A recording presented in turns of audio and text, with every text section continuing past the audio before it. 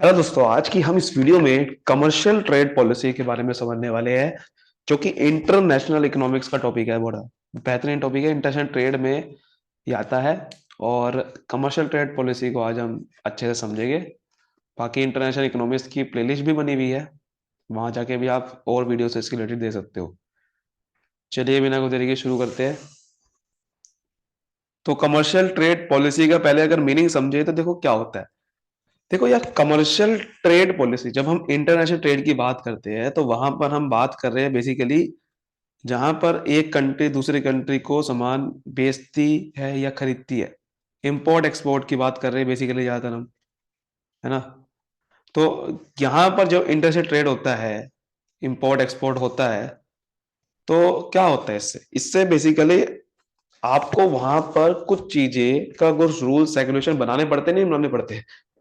कोई ना कोई, अगर आप ज्यादा अगर इंटरनेशनल ट्रेड को खुला छोड़ दोगे बिना कोई रेगुलेशंस के, तो फिर गड़बड़ हो सकती है। तो फिर कोई भी ट्रांजेक्शन हो जाएगी, कोई भी ज्यादा अमाउंट की हो सकती है, और कंट्री भी खतरे में आ सकती है। तो कंट्री को बचाने के लिए कुछ ऐसी पॉलिसी बनानी पड़ती है जो इंटरनेशनल ट्रेड को थोड़ा सा रोके या रेगुलेट करे। तो उसे बोलते हैं कमर्शियल ट्रेड पॉलिसी। तो commercial trade policy describe any form of government intervention, जहां पर भी कुछ भी गवर्नमेंट की इंटरवेंशन आ गई, गवर्नमेंट की दखल आ गई बीच में, तो वार्ड इंटरनेशनल ट्रेड, उसे कमर्शियल पॉलिसी बोलते हैं। इंटरनेशनल ट्रेड में कोई ना कोई गवर्नमेंट की इंटरवेंशन आ गई, जैसे कि आपने इंपोर्ट को रोकने के लिए, इंटरनेशनल ट्रेड में इंपोर्ट को रोकने के लिए आपने टैक्सेस लगाना स्टार्ट कर दिए, क्योंकि कंट्री में ज्यादा इंपोर्ट सही नहीं है, कंट्री में एक्सपोर्ट ज्यादा होना चाहिए। तो आपने क्या करा, एक्सपोर्ट को फ्री कर दिया, एक्सपोर्ट को टैक्स फ्री कर दिया, बट इंपोर्ट को टैक्सेस लगा दे ताकि इंपोर्ट कम से कम हो। तो कंट्री क्या होगा, कंट्री पेमेंट कम करेगी, तो एक्सपोर्ट ज्यादा होगा, तो हमारा माल ज्यादा बिकेगा बाहर, और हमारे पास फॉरेन करेंसी ज्यादा आएगी, फॉरेन एक्सचेंज आएगा हमारे पास। तो इसीलिए कंट्री क्या करती है, कमर्शियल ट्रेड पॉलिसी बनाती है। तो study of commercial policy is a branch of international trade theory. International trade theory का ही ब्रांच है ये, एंड सब फील्ड है माइक्रो इकोनॉमिक्स की है। ठीक है। तो उसमें अब अलग अलग पॉइंट समझने वाले हैं। सबसे पहला कैरेक्टरिस्टिक्स कह सकते हैं उसको आप। सबसे पहला है वेराइटीज ऑफ कमर्शियल पॉलिसी। क्या क्या वेराइटीज होती है कमर्शियल पॉलिसी में। देखो यार, कमर्शियल पॉलिसी में सबसे पहला जो मोस्ट इंपॉर्टेंट है वो है टैरिफ। टैरिफ का मतलब होता है tax on import and export. जैसे मैंने आपको बताया, ज्यादातर टैक्स एक्सपोर्ट में तो लगता नहीं है, कंट्री एक्सपोर्ट पर टैक्स नहीं लगाती है, क्योंकि एक्सपोर्ट को तो हम इंकरेज करना चाहते हैं। तो टैक्स ज्यादा किस पे लगेगा, इंपोर्ट पे। तो टैरिफ क्या है, tax on imports which raises there domestic price above the world price. हम क्या करते हैं, इंपोर्ट पे ज्यादा टैक्स लगा देते हैं, जिसकी वजह से उस कंट्री का जिससे हम इंपोर्ट कर रहे हैं उसका डोमेस्टिक प्राइस बढ़ जाता है। मान लो कि कोई 100 रुपए की चीज है, एक कंट्री में बन रही है, वो इंपोर्ट वो करना चाहती है एक्सपोर्ट, और बी कंट्री इससे इंपोर्ट करना चाहती है। बट हमने अगर टैक्स लगा दी, टैरिफ लगा दिया, मान लो कि मैंने लगा दिया कि 10%, इसका मतलब है कि 100 रुपए की चीज अब बी कंट्री को 100 रुपए की नहीं खरीदेगी, 10% ज्यादा, यानी कि 100 का 10 में 110, यानी कि ये कंट्री 110 में बेचेगी। तो बी कंट्री को महंगा पड़ रहा है, तो बी कंट्री क्या करेगी, इंपोर्ट कम करेगी अगर टैरिफ लग जाएगा। तो सो प्रोटेक्ट डोमेस्टिक प्रोड्यूसर, ताकि बी कंट्री के अंदर जो डोमेस्टिक प्रोड्यूसर है उसको प्रोटेक्ट कर सके। क्योंकि वरना क्या होगा कि अगर हम सब कुछ बाहर से इंपोर्ट कर लेंगे, तो अंदर जो कंट्री के अंदर डोमेस्टिक हम जैसे लोग बैठे हैं, कोई प्रोड्यूसर बैठा है, वो सामान उसका बिकेगा ही नहीं। क्योंकि अगर हम सारा माल बाहर से इंपोर्ट कर लेंगे, तो यहाँ पर कोई सामान खरीदेगा ही नहीं, और यहाँ पर लॉस, यहाँ तो सारी डोमेस्टिक मार्केट खत्म हो जाएगी। इसीलिए तो डोमेस्टिक मार्केट प्रोटेक्ट करने के लिए हमें टैरिफ लगाना पड़ता है, और इसलिए ताकि at the expense of home consumer, ताकि होम कंज्यूमर का बेसिकली बचा रहे। So constructing a true measure of trade policy is an index number problem. कि अब ये सबसे बड़ी प्रॉब्लम आती है कि ट्रेड पॉलिसी कैसे बनाई जाए, कि how to aggregate all these different type of trade restriction into a single measure. अलग अलग ट्रेड रेस्ट्रिक्शन होते हैं, तो उसको कैसे हम एक ही सिंगल मेजर में कैसे लाए, which is comparable across countries and across time, ताकि सभी कंट्रीज उसको कंपेयर कर सके, और टाइम के अकॉर्डिंग भी कंपेयर कर सके। एक ट्रेड पॉलिसी सही बनानी पड़ती है, ताकि ऐसा भी ना हो कि ज्यादा टैरिफ लगा दे, ऐसा भी ना हो कि कम हो जाए। तो एक सही तरीके से ट्रेड ट्रेड पॉलिसी क्या बनाई जाए, एक वो चीज सबसे बड़ी प्रॉब्लम आती है। सभी एक सारे different type of trade restriction को एक सिंगल मेजर में आपको लाना पड़ता है, वही ट्रेड पॉलिसी बन जाती है, वही सबसे बड़ा चैलेंज है। ठीक है। Trade policy in competitive small open economy. Small open economy होती है जहां पर भैया छोटी इकोनॉमी होती है, तो वहां पर ट्रेड पॉलिसी बहुत ही कॉम्पिटिटिव होती है। तो the classical starting point is an economy which is competitive, individual consumer can not affect domestic prices. ठीक है ना, कि जो छोटी छोटी इकोनॉमी होती है वहां पर कॉम्पिटिटिव होती है ज्यादातर, तो उसकी वजह से डोमेस्टिक प्राइसेस पे इफेक्ट नहीं पड़ता, क्योंकि वहां पर कंपटीशन ज्यादा होता है, तो डोमेस्टिक प्राइसेस स्टेबल रहेंगे। मोनोपोली जहां पर होगी वही तो डोमेस्टिक प्राइस बढ़ेगा। And small the economy and small economy has a whole can not affect the world prices. छोटी इकोनॉमी वर्ल्ड प्राइसेस को इंपैक्ट भी नहीं करती। So free trade must then maximum real national income. तो वहां पर क्या होता है, फ्री ट्रेड करना पड़ता है। जहां पर छोटी इकोनॉमी होती है तो वहां पर फ्री ट्रेड होता है, कोई टैक्स नहीं लगाते। since it removes the constraint requiring an exact match between domestic production and consumption में। तो वहां क्या होता है, छोटी इकोनॉमी में क्या होता है, हम क्या करते हैं, फ्री ट्रेड कर देते हैं। तो जिसकी वजह से क्या होगा, आपकी एग्जैक्ट डोमेस्टिक प्रोडक्शन जितनी हो रही है तो कंजम्पशन पैटर्न से मैच हो जाती है। यानी कि मैंने अगर 100 यूनिट बनाई तो 100 की 100 यूनिट बिक जाएगी मेरी। ठीक है। लेकिन वर्ल्ड इकोनॉमी में ऐसा नहीं होता, वहां पर डिमांड ज्यादा होती है, सप्लाई कम होती है। पर छोटी इकोनॉमी में क्या है, भाई लोग ही कम है, ऊपर से आपकी प्रोडक्शन जितनी हो रही है, खरीदने वाले भी आपको आसानी मिल जाएगी उतने उतने। ठीक है ना, तो वर्ल्ड प्राइसेस पे इफेक्ट नहीं होता। और ज्यादातर हम इसमें फिर, क्योंकि हमारी छोटी इकोनॉमी है तो हम माल ज्यादा बेचना चाहते हैं, ठीक है ना, तो वहां पर हम फ्री ट्रेड कर देते हैं बिल्कुल। और डोमेस्टिक प्राइसेस पे इफेक्ट नहीं होते वहां पर, तो इसलिए वहां पर फ्री ट्रेड ज्यादातर रहता है। तो more generally the logic of theorem implies that there are almost some factor owners who will lose from a reduction in trade barriers। ठीक है ना, तो ये कह रहा है कि जो कुछ ऐसे होते हैं, देखो यहां पर एक थ्योरम है जिसका नाम है स्टोल्पर सैम्यूल्सन थ्योरम। ये थ्योरम यहाँ पर ये कह रही है बेसिकली कि हम जो फ्री ट्रेड कर देते हैं ना स्मॉल इकोनॉमी में, तो वहां पर प्रॉब्लम क्या आती है कि बहुत सारे लोगों को फायदा होता है। लेकिन वही चीज जब हम इंपोर्ट करेंगे कोई सामान, तो किसी को हो सकता है कि कोई फायदा हो, लेकिन बहुत सारे लोगों को नुकसान भी हो जाएगा। मतलब कि होता क्या है कि जो लेबरर है उसको नुकसान हो जाएगा। कई बार हम लेबरर को बहुत इंटेंसिवली यूज कर देते शुरू जगह, उस लेबर को काम मिलना भी हो सकता है बंद हो जाए।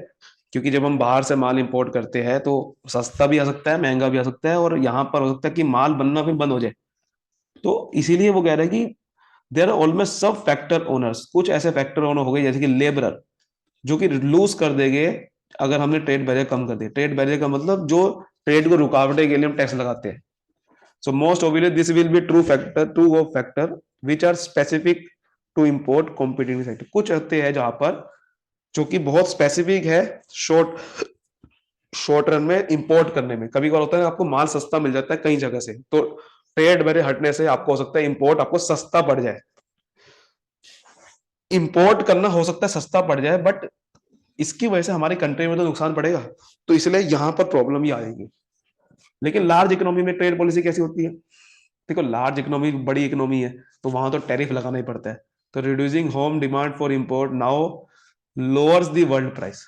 ठीक है, अगर हम इंपोर्ट की होम डिमांड बंद कर देंगे तो वर्ल्ड प्राइस कम हो जाएगा। So improving the home country term of trade, that is reducing the price of import relative to export. हम क्या करते हैं, अपने इंपोर्ट का प्राइस कम कर देते हैं एक्सपोर्ट्स के कंपैरिजन में, एंड यील्डिंग अ वेलफेयर, जिससे हमें गेन होता है।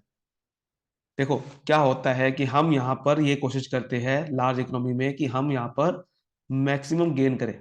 ठीक है, मतलब कि एक कंट्री है, ये हमने पढ़ा भी था टर्म्स, जैसे कि ए और बी कंट्री है। अब होता क्या है कि हम यहाँ पर गेन करने के लिए क्या करते हैं, हम ज्यादातर वो यहाँ पर ए कंट्री वो एक्सपोर्ट करेगी जो महंगा आपका बिके, और ए बी कंट्री वो इंपोर्ट करेगी ना जो हमारे लिए, वो भी वही एक्सपोर्ट करेगी जो आपका महंगा होए, और ये इंपोर्ट वही करेगी जो सस्ता हो। तो ये क्या करेगी, इंपोर्ट सस्ता करेगी, एक्सपोर्ट महंगा करेगी, जिससे गेन होगा। तो वो कह रहा है कि बेसिकली वो लार्ज इकोनॉमी ये कोशिश करती है कि इंपोर्ट सस्ता पड़े, उस तरीके से फिर वो लोअर कर देती है वर्ल्ड प्राइस से, ठीक है, और एक्सपोर्ट महंगा, तो the optimal tariff is the tariff which just balances this gain. Optimal tariff कैसे कहेंगे कि ये टैरिफ जिससे बैलेंस बना रहा है ये वाला गेन का, from manipulating the world price को मैनिपुलेट करके against the loss from trading at different price from the rest of the world, कि रेस्ट ऑफ द वर्ल्ड से जो अलग अलग प्राइस से हम ट्रेड करते हैं उसको ये बैलेंस बनाने के लिए हम ऐसा टैरिफ लगाएंगे जिससे हमें ये चीज सस्ती पड़े और गेन होता रहे। ठीक है ना, तो ये चीज हम यहाँ पर कोशिश करते हैं इसमें। ठीक है, तो ट्रेड पॉलिसी जो लार्ज ओपन इकोनॉमी में क्या से होती है कि ताकि मैक्सिमम गेन हो, मतलब वो क्या करेगी, होम डिमांड के जो इंपोर्ट है वो उसको रिड्यूस कर देंगे। होम डिमांड में जब इंपोर्ट रिड्यूस हो जाएंगे तो बाहर जब कोई खरीदेगा ही नहीं तो अपने आप वर्ल्ड का प्राइस रिड्यूस हो जाएगा, तब वो इंपोर्ट करेंगे। ठीक है, जब एक्चुअल में इंपोर्ट कोई करना ही नहीं चाहेगा लार्ज ओपन इकोनॉमी, क्योंकि लार्ज ओपन इकोनॉमी बहुत ज्यादा इंपोर्ट करती है, तो उससे क्या होगा कि डिमांड कम हो जाएगी वर्ल्ड में, तो वर्ल्ड में डिमांड कम होगी तो प्राइस कम हो जाएगा, तब वो इंपोर्ट करेंगे और फिर एक्सपोर्ट तो फिर करेंगे, एक्सपोर्ट तो महंगा ही होता है तो गेन होगा ही होगा। इस तरीके से करती है। उसके बाद trade policy with economies of scale and imperfectly competitive market, मतलब अब वहां कैसे इकोनॉमीज ऑफ स्केल जहां पर बड़े लेवल पे प्रोडक्शन होती है और इम्परफेक्ट कॉम्पिटिटिव मार्केट है वहां कैसे होती है। सो द आर्ग्यूमेंट और review set assume that firms are perfectly competitive, हमने ये पीछे माना कि फर्म्स परफेक्टली कॉम्पिटिटिव है तो वहां प्राइस ऊपर नीचे ज्यादा नहीं होता, and produce in equilibrium with constant returns to a great.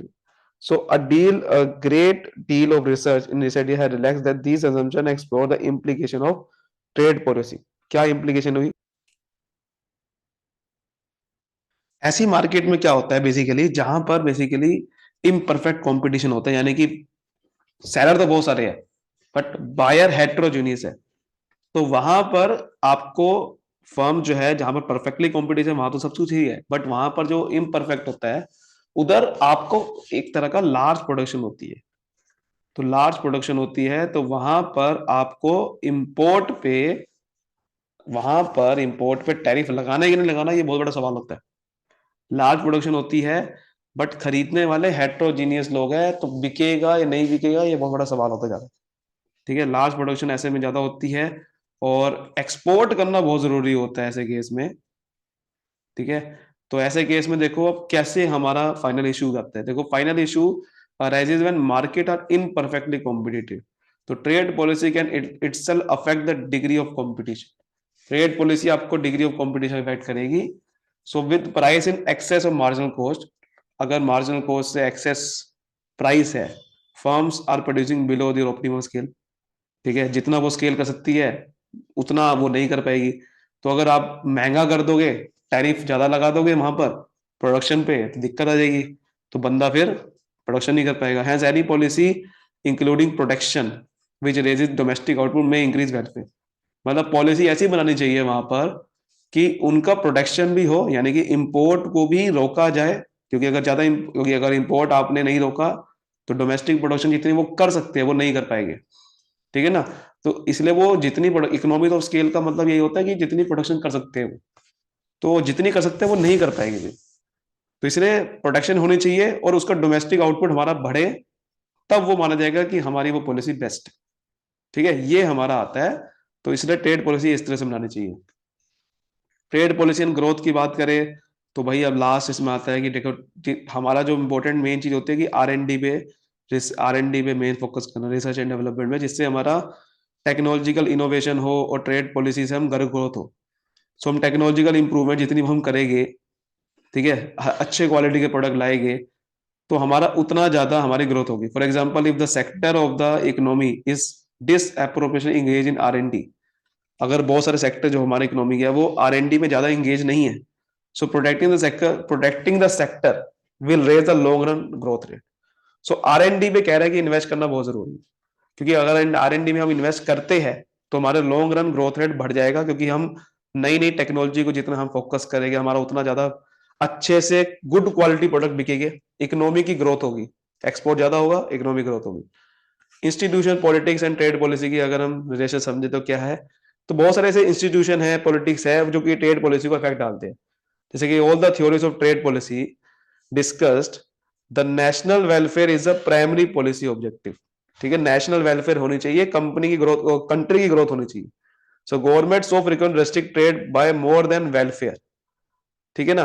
Government जहां क्या करती है, गवर्नमेंट जो है फेल हो जाती है टू एक्सप्लेन कि वो ट्रेड को रेस्ट्रिक्ट करती है ज्यादा, लेकिन वेलफेयर नहीं हो पाता उसकी वजह से, ट्रेड को रेस्ट्रिक्ट ज्यादा करती है। सो ऑल दिस थ्योरी जो हमने थ्योरी, ये सारी थ्योरी थी, ये सारी थ्योरी की बात करी थी, वो rely on special assumption that about the nature of political system, कि पॉलिटिकल सिस्टम कैसे एग्जिस्ट करता है उस पर डिपेंड करता है सब कुछ, and the manner in which individual preference influence political decision, कैसे एक इंडिविजुअल जो चाहता है वो कैसे एक पॉलिटिकल डिसीजन को इफेक्ट करता है।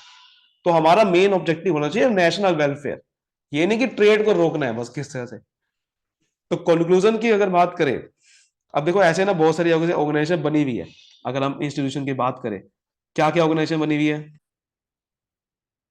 जैसे कि आपने नाम सुना खुद होगा, world trade organisation, WTO। World trade organisation भी यही काम करती है, ठीक है ना, ट्रेड के रेगुलेशन रूल्स बनाती है, बट वो इस तरह से बनाती है कि कंट्री का फायदा हो, वो WTO यही काम करती है।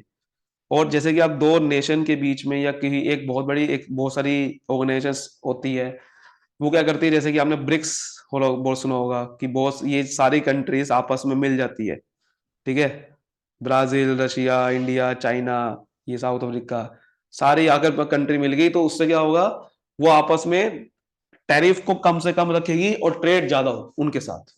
तो इस तरीके से आप बनाओगे तो ज्यादा नेशनल वेलफेयर होगी।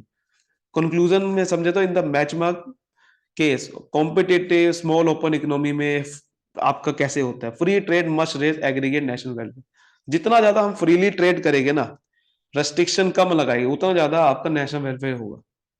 Although some individual group will lose, हाँ कुछ इंडिविजुअल ग्रुप हो गए जिसकी वजह से लूज हो जाएगा, जिसको जैसे कंपनसेशन नहीं मिलेगी जिसको। So relaxing the benchmark assumption allows exception to the case of free trade. Optimal tariff होना चाहिए, इसका मतलब हमने समझा ऑप्टिमल टैरिफ, कुछ तो टैरिफ होना चाहिए, ऑप्टिमम होना चाहिए लेकिन, टू मैनिपुलेट वर्ल्ड प्राइस, ताकि वर्ल्ड प्राइसेस ज्यादा ना हो, मैनिपुलेट कर सके जिसको। Strategic tariff or export subsidies which when home firm engage in oligopolistic competition।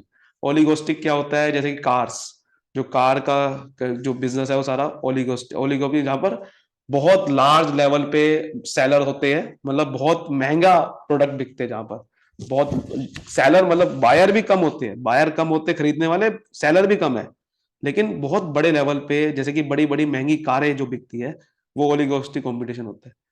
तो वहां पर एक्सपोर्ट सब्सिडी दी जाए, यानी कि सस्ता वो सामान बनाए और महंगा उसको बेचेंगे, ठीक है, एक्सपोर्ट सब्सिडीज दी जाए वहां पर, और इसलिए वहां पर ज्यादा एक्सपोर्ट हो पाएगा। To allow home firm benefit from learning by doing, protection can also raise growth rate, protection भी करी जाए, क्योंकि फ्री ट्रेड अगर कर रहे हैं तो प्रोटेक्शन भी होनी चाहिए हमारे डोमेस्टिक प्रोड्यूसर की, तो प्रोटेक्शन होगी, ऑप्टिमल टैरिफ होगा, एक्सपोर्ट सब्सिडी देंगे तो हमारा नेशनल वेलफेयर बढ़ेगी। आई होप इस चीज अच्छी समझ में आएगी, वीडियो को लाइक करिए, फिर सब्सक्राइब करिए, thank you so much, all the best, मिलते हैं।